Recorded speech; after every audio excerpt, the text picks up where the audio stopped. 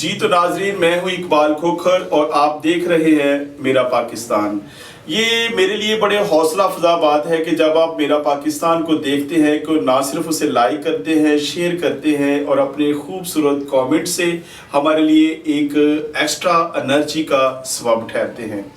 اور یہ بھی آپ جانتے ہیں ناظرین کہ ہر دفعہ میرا پاکستان میں ہم ایک تعمیری اور مثبت پہلو کے ساتھ آپ کے سامنے حاضر ہوتے ہیں، اور جہاں ہم اسٹیٹ کی بات کرتے ہیں وہاں ہم کمیونٹی کی بات کرتے ہیں، اور جہاں کمیونٹی کی بات ہوتی ہے وہاں علاقوں کی بھی بات ہوتی ہے۔ تو آج بھی ہم ایک ایسے علاقے پر گفتگو کریں گے جس کا تعلق پنجاب سے ہے، لیکن ہم ہمیشہ دیکھتے آئے ہیں کہ جو پنجاب کا شہری حصہ ہے، مشرقی حصہ ہے، شمالی حصہ ہے، ہم اس پہ زیادہ توجہ دیتے ہیں، لیکن جو جنوبی پنجاب کے وہ پسماندہ علاقے ہیں جو ہمیشہ کسی نہ کسی حوالے سے نظر انداز کیے جاتے ہیں۔ تو آج ہم بات کریں گے ضلع کوٹ ادو کے ایک علاقے ڈیرک آباد کی۔ ناظرین، آج ہمارے درمیان میں موجود ہے ایک ایسی عظیم شخصیت جن کا تعلق گو کے ایک مذہبی جماعت سے ہے، مگر ان کا زیادہ وقت گراس روٹ پہ لوگوں کے درمیان کمیونٹی کے مسائل کو جاننا، دیکھنا اور ان کے حل کے لیے کوشاں رہنا ہے۔ تو آج میں جن شخصیت کے ساتھ ہم یہاں موجود ہیں، ریورنڈ فادر مقصود نذیر صاحب، جو OMI کی ایک جانی پہچانی شخصیت ہے۔ آپ ڈیرک آباد کے پیرش پریسٹ ہیں جو سینٹ میریز پیرش کے نام سے جانا جاتا ہے۔ ناظرین، ریورنڈ فادر مقصود نذیر OMI صاحب علم و ادب اور مذہبی ہم آہنگی کے لیے اور اس کے فروغ کے لیے ہمیشہ کوشاں رہتے ہیں۔ آپ نہ صرف کہ مذہبی ہم آہنگی کے فروغ کے لیے بلکہ قومی ٹالرنس کے لیے بھی ہمیشہ آگے بڑھتے ہیں۔ ان کی کوشش ہوتی ہے کہ وہ ہر کام کو خدا کی مرضی جان کر اپنی صلاحیتوں کا استعمال کرتے ہوئے ان کو انجام تک پہنچاتے ہیں۔ اسی طرح کہ وہ اپنے علاقے میں اسی باعث ہر طبقات، ہر فرقے اور ہر عقیدے کے لوگوں میں ان کی ایک احترام کا رشتہ ان کا موجود ہے۔ تو ان ساری چیزوں سے بڑھ کر ناظرین، ریورنڈ فادر مقصود نذیر صاحب ایک انسان دوست ہیں۔ تو آج ہم انہی عظیم شخصیت سے آپ کا تعارف بھی کراتے ہیں، اور ان کے ساتھ ان کی ساری ٹیم بھی ہے جو آپ کے سامنے پیش کرتے ہیں۔ ریورنڈ مقصود نذیر صاحب، سب سے پہلے ہم آپ کو AM اسٹوڈیو میں خوش آمدید کہتے ہیں۔ بہت شکریہ، بہت شکریہ۔ ریورنڈ فادر جی، آپ سب سے پہلے آپ اپنی ٹیم کا تعارف خود ناظرین کو بتائیں۔ ہمارا تعلق چوک سرور شہید، پرانا اس کا نام منڈا چوک ہے، اور وہاں پہ ہماری آبادی ہے، مسیحی آبادی، جس کو ہم ڈیرک آباد کے نام سے جانتے ہیں۔ تو میرے ساتھ ڈیرک آباد کے مختلف چکوک سے، موضوع سے معززین ہیں، چودھری صاحبان ہیں جو میری قوم کے وہاں پر لیڈر ہیں، اور ہم انہی کے اسی طرح کے اور بہت سارے ہمارے ساتھی ہیں جن کے ساتھ مل کر ہم ایک گروپ کی صورت میں اکٹھے شراکتی طور پر کام کرتے ہیں، اور کلیسیا قوم کی بھلائی کے لیے کام کرتے ہیں۔ اس لیے میں آغاز کرنا چاہتا ہوں جناب ماسٹر سلیم صاحب سے۔ سر خالد صاحب ہیں، سر امین صاحب ہیں، سر یونس صاحب اور سر وارث صاحب مختلف شخصیات سے ملے ہیں۔ ہم نے اپنے مسائل ان کے گوش گزارے ہیں، اور ہمیں یہ امید ہے کہ ہمارے مسائل کی آواز جو ہے وہ ایوانوں تک پہنچے گی، اور ضرور صاحب اختیار لوگ ہمارے مسائل کا حل نکالیں گے، تاکہ ڈیرک آباد جو ایک مسیحی آبادی ہے، میرا خیال ہے کہ پورے پاکستان میں واحد 9 چکوک پر مشتمل یہ آبادی ہے، جو اس آج سے ڈیرک آباد یعنی نورپور تھل کے ایریے میں TDA تھل ڈیولپمنٹ اتھارٹی کی سرزمین جو بنجر تھی، جو صحرا تھی، ہم ریگستان کو آباد کرنے والے لوگ ہیں۔ 50 سال سے زیادہ کا عرصہ مسیحی کمیونٹی کو ادھر ہو گیا، جنہوں نے اپنی 2-2 3-3 نسلیں وہاں پہ مدفن کی ہیں۔ اب وقت آ گیا ہے کہ جب ہماری محنت کا پھل ہمیں ملنے لگا ہے، اس لیے ہم صاحب اختیار لوگوں سے، حکومت پاکستان سے اس بات کا تقاضا کرتے ہیں، جو ہمارا حق ہے، کہ ہمیں ان زمینوں کے مالکانہ حقوق دیے جائیں، تاکہ یہ ہماری میراث بنے۔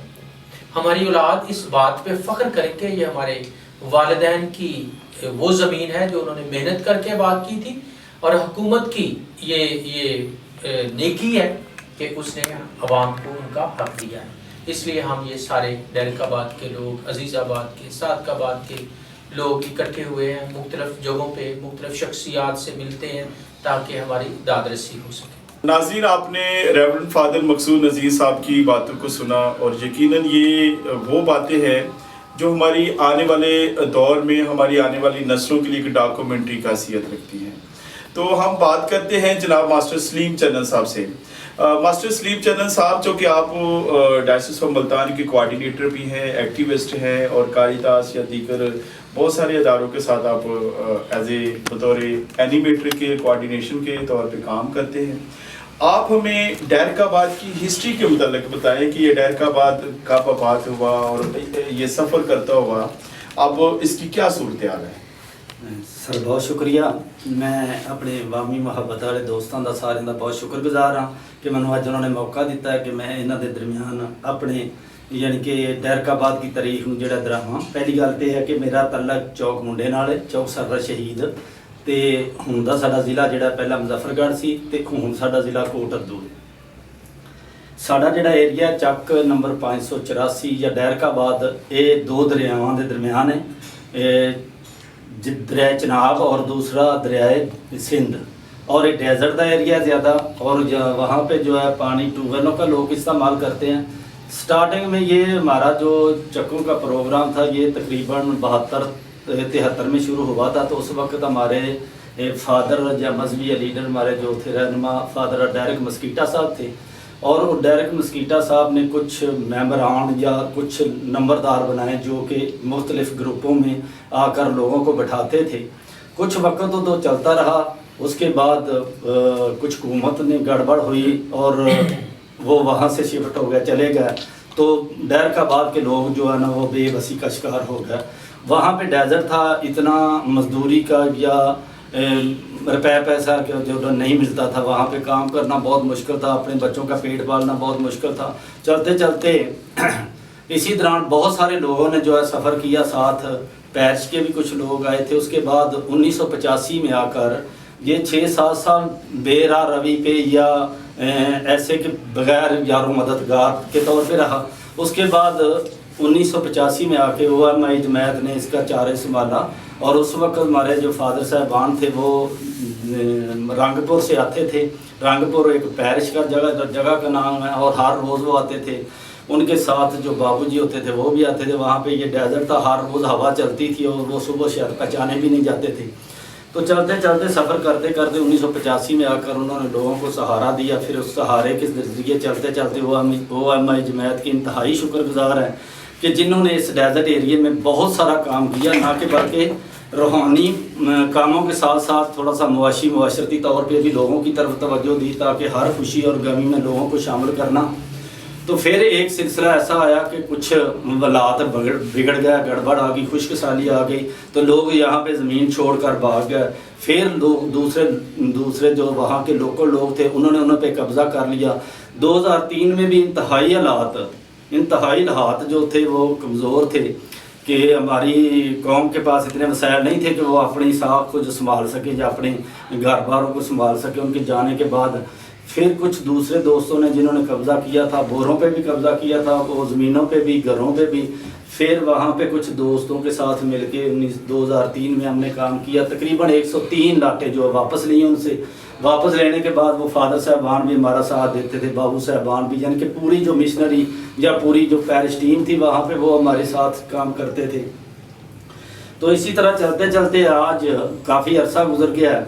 ابھی اسی دوران کئی مسئلوں OMI جماعت کے ہی فادر آتے رہے، بدلتے رہے. کوئی 10 سال، کوئی 8 سال، کوئی 4 سال، کوئی 5 سال کام کیا. تو جیسے جیسے خدا کی ذات نے ان کو روح دی ہے اسی طرح انہوں نے اپنی قوم کو سنبھالا دیا ہے. تو اسی طرح وہاں پہ بہت سارے پروجیکٹ بھی انہوں نے کیے ہیں، کمرہ مکان بنانے کے ہیں، جانوروں کے ہیں، کھان پینے کی شیئیں ہیں. تو ساتھ ساتھ وہ کھیتی باڑی کے لیے دیویات بھی دیتے تھے، یا ساتھ ساتھ کھاد بھی دیتے تھے اور بیج بھی. تو آج خدا کا شکر ہے کہ آج ڈیلک آباد کے مسائل تو وہ کھان پینے چیزیں تو مل رہی ہیں، لیکن مسائل بڑھ گئے ہیں. مسائل اس لیے بڑھ گئے ہیں کیونکہ زمینیں کچھ دینے لگی ہیں. تو جب زمینیں دینے لگی ہیں تو جو بڑے لوگ ہیں وہ छोटों का शिकार करते हैं, तो ताकि बड़ा आदमी बनने के लिए दूसरों की गर्दनें काटते हैं, दूसरों के कंधों पे पाँव रखते हैं, और अभी उनसे वो ज़मीनें छीनने की कोशिश भी कर रहे हैं, और कुछ चंद वाक़यात ऐसे पेश आए भी हैं। तो जिस हद तक होता है उसी हद तक हम पूरी टीम जो है उनका डिफेंस भी करते हैं। तो आपका बहुत बहुत शुक्रिया कि आप इसी तरह हमारे साथ आए, हमारा इंटरव्यू किया। जो हमारे प्रॉब्लम है, जो हमारी मुश्किलात हैं, उनको जो है वो आप उम्मीद है कि दूसरों तक पहुंचाएंगे। तो हम नहायत ही आपकी टीम के, सारी टीम के और टीम के इंतहाई शुक्रगुजार हैं। Thank you. नाज़रीन, आपने मास्टर सलीम चंदन साहब की बातों को सुना, तो अब हम चलते हैं जनाब अबू इसहाक साहब के फर्जंद हैं जनाब खालिद इसहाक साहब के पास। खालिद इसहाक साहब का ताल्लुक जो है ना चाक नंबर 585 डैरकाबाद से है, और ये एक्टिविस्ट हैं। खालिद इसहाक साहब, आप हमें बताएं कि डैरकाबाद के जो ज़मीनी मसाइल हैं वो असल में शुरू कब से हुए और हैं क्या? सब तो पहला तो जी मेरे ਵੱਲੋਂ ਸਾਰਿਆਂ ਨੂੰ ਸਲਾਮ। मैं ये दसना चाह रहा था कि बहुत सारे साढ़े अपने लोग ते दूसरे लोग भी ये साढ़े लोगों ਨੂੰ बर्बाद ਕਰਨ ਦੇ ਵਿੱਚ ਉਹਨਾਂ ਦਾ ਬਹੁਤ ਵੱਡਾ ਹੱਥ ਹੈ, ਜਿੰਦੀ ਵਜ੍ਹਾ ਤੋਂ ਇਹ ਮਸਾਇਲ ਜਿਹੜੇ ਦਿਨ ਬ ਦਿਨ ਖਰਾਬ ਹੁੰਦੇ ਜਾ ਰਹੇ ਨੇ। ਤੇ ਸਾਡੀ ਇਹ ਗੁਜ਼ਾਰਿਸ਼ ਹੈ ਹਕੂਮਤ ਦੇ ਅੱਗੇ ਕਿ ਸਾਡੀ ਮਦਦ ਕੀਤੀ ਜਾਏ, ਬਜਾਏ ਇਸ ਦੇ ਕਿ ਇਹ ਹੋਰ ਬਰਬਾਦੀ ਦਾ ਸਬਬ ਹੋਵੇ। ਤੇ ਅਸੀਂ ਇਹ ਚਾਹੁੰਦੇ ਹਾਂ ਕਿ ਫਾਦਰ ਜੀ ਦੇ ਤਵੱਸਸ ਨਾਲ ਤੇ ਇਹਨਾਂ ਭਾਈ ਹਰਾਂ ਦੇ ਮਿਹਰਬਾਨੀ ਦੇ ਨਾਲ ਇਹ ਸਾਡੇ ਮਸਾਇਲ ਜਿਹੜੇ ਨੇ ਅਸੀਂ ਤੁਹਾਨੂੰ ਦੱਸ ਰਹੇ ਹਾਂ, ਇਹਨਾਂ ਦੇ ਕੋਈ ਹੱਲ ਨਿਕਲੇ ਤੇ ਲੋਕ ਤੁਹਾਨੂੰ ਵੀ ਦੁਆਵਾਂ ਦੇਣ, ਤੇ ਸਾਡੇ ਆਉਣ ਵਾਲੀ ਜਿਹੜੀਆਂ ਨਸਲਾਂ ਨੇ ਉਹ ਵੀ ਇਸ ਚੀਜ਼ ਨੂੰ ਸਮਝਣ ਕਿ ਸਾਡੇ ਮਾਂ-ਬਾਪ ਨੇ ਜਾਂ ਸਾਡੇ ਵੱਡਿਆਂ ਨੇ ਸਾਡੇ ਵਾਸਤੇ ਕੀ ਕੁਝ ਕੀਤਾ।